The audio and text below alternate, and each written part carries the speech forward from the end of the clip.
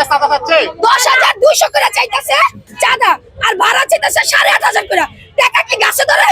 হ্যাঁ কারা তারা কারা এনসিপির পোলাপান যারা চাইছে আমি তাদের ছবিও দিব, বিএনপির যারা চাইছে তাদের ছবিও দিব, তাদের নামও বলবো। যে দোকানটা চালু করছি, দোকানে স্টিকার করতে পারি না, দোকানে চেয়ার কিনতে পারি না, এক একজনের বাসার ভাড়া দিতে পারে না।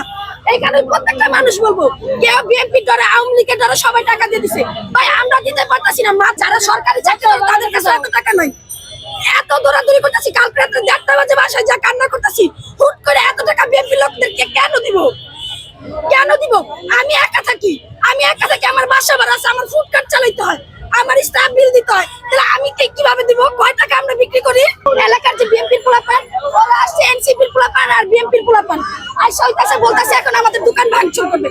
আমি জাস্ট আপনাদের এতটুকুর জন্য ডাকা যে আপনাদের একটু হেল্প দরকার, যে এলাকার মানুষজন জানুক, পুরো দুনিয়ার মানুষ জানুক, ভাই আমরা পেটের দায়ে আমরা কোটিপতি না।